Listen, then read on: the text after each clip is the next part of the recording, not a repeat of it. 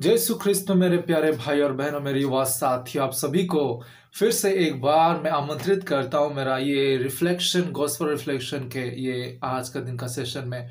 मेरे युवा साथियों, परमेश्वर की नाम से हम सभी को आज का ये दिन वरदान के स्वरूप, गिफ्ट के स्वरूप हम सभी को मिला है। आइए इस दिन को हम जितना हो सके प्रभु के नाम पे हम लोग बिताने के लिए कोशिश करें, उसी के राहों पर चलने के लिए कोशिश करें, उसी के नज़दीक हम लोग जाने के लिए कोशिश करें। मेरी युवा साथियों, आज का दिन हम लोग प्रभु को धन्यवाद देते हैं क्योंकि हम लोगों को ये दिन बहुत सुंदर सा दिन हमको प्रभु एक गिफ्ट के स्वरूप दिया है। आइए उनको धन्यवाद देते हैं और आज का दिन, आज का सुसमाचार सुन के हम लोग शुरू करते हैं। आइए आज का सुसमाचार हम लोग सुनते हैं। आज का सुसमाचार संत लूकस के अध्याय 4 पद संख्याएं 14 से लेके 22 तक। संत लूकस के अध्याय 4 पद संख्याएं 14 से लेके 22 तक। आइए सुनते हैं। आत्मा के सामर्थ्य से संपूर्ण होकर ईसा गलीला लौटे और उनकी ख्याति सारे प्रदेश में फैल गई। वह उनके सभागृहों में शिक्षा दिया करते और सब उनकी प्रशंसा करते थे। ईसा नाजरत आए जहां उनका पालन पोषण हुआ था। विश्राम के दिन वह अपनी आदत के अनुसार सभागृह में गए। वह पढ़ने के लिए उठ खड़े हुए और उन्हें नबी इसायास की पुस्तक दी गई। पुस्तक खोलकर ईसा ने वह स्थान निकाला जहां लिखा था, प्रभु का आत्मा मुझ पर छाया रहता है क्योंकि उसने मेरा अभिषेक किया है। उसने मुझे भेजा है जिससे मैं दरिद्रों को सुसमाचार सुनाऊं, बंदियों को मुक्ति का और अंधों को दृष्टि का संदेश दूं, दलितों को स्वतंत्र करूं और प्रभु के अनुग्रह का वर्ष घोषित करूं।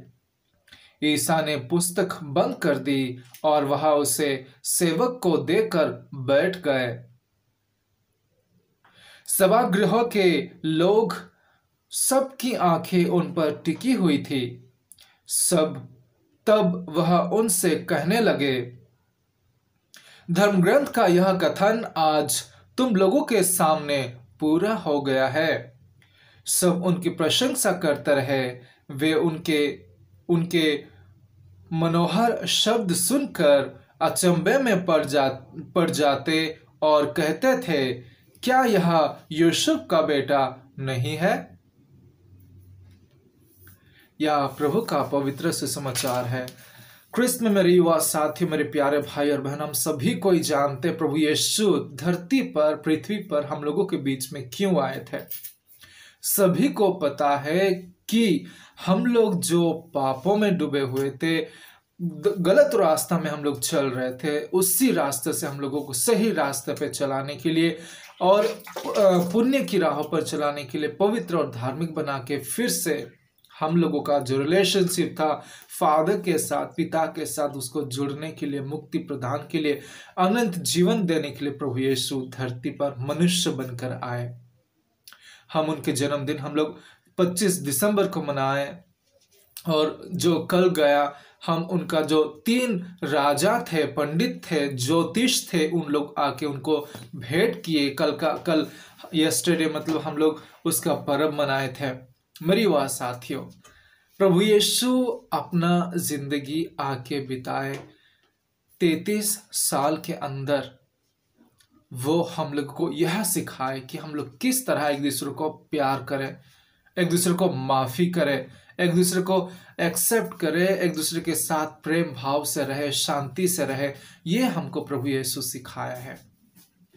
आज हम लोग प्रभु यीशु जो इसायास का ग्रंथ से लेके आज प्रभु यीशु ये सभागृह में सबके सामने पढ़ते हैं और कहते हैं कि तुम लोगों के सामने आज ये कथन पूरा हुआ। यह कहने का मतलब यह है मेरी युवा साथियों कि प्रभु यीशु के बारे में पहले ही इसायास का ग्रंथ में भविष्यवाणी हो चुकी थी कि एक मुक्तिदाता, इजराइल की मुक्तिदाता, इजराइल को बचाने वाला एक दाऊद के वंश में उत्पन्न होगा। और वो अंधों को, लूलों को, लंगड़ों को, दरिद्रों को और बंदियों को सबको छुटकारा देगा, सबको भले रास्ता पर लेके जाएगा, सबको मुक्ति देगा, सबको अच्छी राह पर लेके चलेगा। ये ईसाइस का भविष्यवाणी थी, नबी ईसाइस का भविष्यवाणी थी। मेरी बात साथियों, प्रैक्टिकली हम लोग सोचते हैं, बात करते हैं, हम लोग देखें 2020 साल पहले प्रभु यीशु की इस धरती पर जन्म हुआ और वे अपना कार्य को करके हम लोगों को मुक्ति दिलाए हैं। सूली पे चढ़ के जीवन दान करके, बलिदान करके हम सभी को मुक्ति दिलाए हैं और हम लोगों को इतना सुंदर सुंदर वचन सिखा के गए हैं कि हम लोग किस तरह एक दूसरे के साथ जीवन बिताए, प्रेम से रहें। हम लोग फिजिकली प्रभु यीशु को हम लोग नहीं देखते हैं, लेकिन वे हमारे साथ है हमेशा। मेरी बात साथियों, ये जो मिशन कार्य है, ये जो पिता परमेश्वर ने प्रभु यीशु के हाथों पे सौंपा था, प्रभु यीशु के कांधों पर सौंपा था कि जाओ मेरे युवाओं को, मेरे प्रजा को, मेरे बेटा बेटी को, उन लोगों को मुक्ति दिलाओ, उनका ख्याल रखो, उन लोगों को अच्छे राह पर लेके चलो। ये प्रभु ईश्वर का एक मिशन कार्य प्रभु यीशु को सौंपा गया था।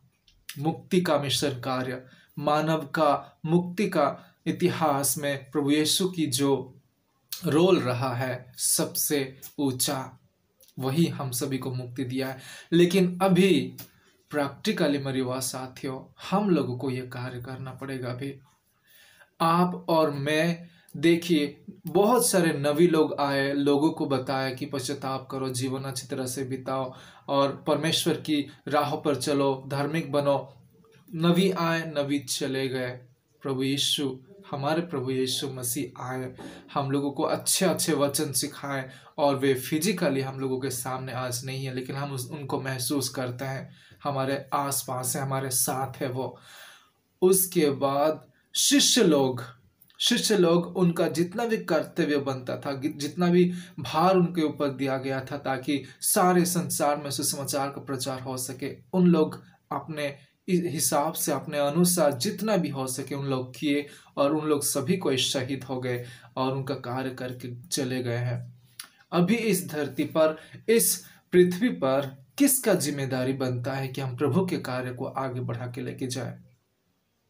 ये जो दरिद्र हैं, बंदी हैं, दृष्टिहीन हैं, अंधे हैं, बोल नहीं पाते हैं, जो मतलब जीवन में दुख में भरे हैं, परेशानी में भरे हैं, अशांति है जीवन में, उन सभी को दिलासा देने, मुक्त करने, अच्छे राह पर चलाने कौन कौन कौन करेगा? अभी मेरी बात साथियों, ये हम लोगों का रेस्पॉन्सिबिलिटी, हम लोगों का कर्तव्य है।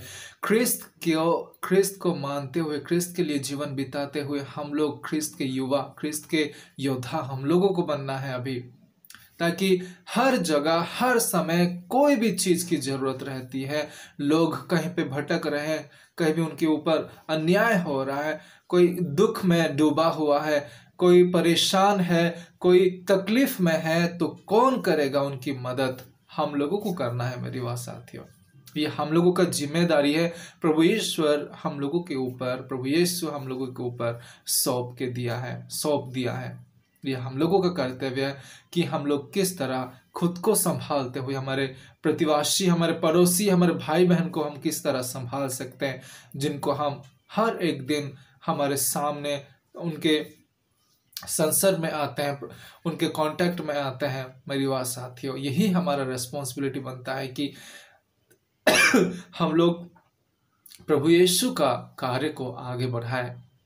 और दुनियाई चीज़ों में तो हम लोग मौज मस्ती डूब के रहते हैं हमेशा, लेकिन प्रभु के कार्य करके देखिए मेरी बात साथियों, यही हमारा जीवन का मूल लक्ष्य होना चाहिए कि हम प्रभु के कार्य को किस तरह आगे बढ़ा के लेके जाएं। मेरी बात साथियों, आइए माता मरियम से हम लोग प्रार्थना करते हैं उनकी मध्यस्थता से कि हम सभी को प्रभु यीशु की तरह, चेलों की तरह, हम सभी को धार्मिक और पवित्र और मीठी बोली बोलने के लिए और प्रैक्टिकली कार्य को करने के लिए लोगों के बीच में हमको प्रभु यीशु भेज सके। हर एक मौका को हम लोग ना छोड़े, जहाँ जो भी चीज़ की जरूरत होता है, अगर आर्थिक तौर से नहीं, अगर सामाजिक तौर से, स्पिरिचुअलिटी के तौर से, धार्मिक तौर से कोई भी चीज़ आप लोगों से जो भी बन पड़ता है, दूसरों को मदद कीजिए, दूसरों को अच्छे राह पर लाने के लिए कोशिश कीजिए। यही हमारा मिशन कार्य है मेरे युवा साथियों। आइए, आज के दिन के लिए मैं आप सभी को धन्यवाद देता हूँ। परमेश्वर से हम लोग विनती करते हैं कि वह हम लोगों के ऊपर आशीष प्रदान करे और हम लोग अच्छे कार्य करते हुए आगे बढ़ सके, जो प्रभु यीशु शिष्य लोगों को दिए, और शिष्य लोग हमारे ऊपर भार को संभाल के गए हैं, ताकि हम लोग सुसमाचार का प्रचार कर सकें और हम सभी कोई एक दिन ईश्वर के राज्य में प्रवेश कर सके। यही है आज का गॉस्पेल रिफ्लेक्शन का संदेश मेरे युवा साथियों। विश्वास करता हूँ आज का दिन आप सभी के लिए अच्छा होगा, और सभी को मैं धन्यवाद देता हूँ और प्रार्थना करता हूँ कि प्रभु ईश्वर आप सभी के ऊपर कृपा प्रदान करे। जय यीशु।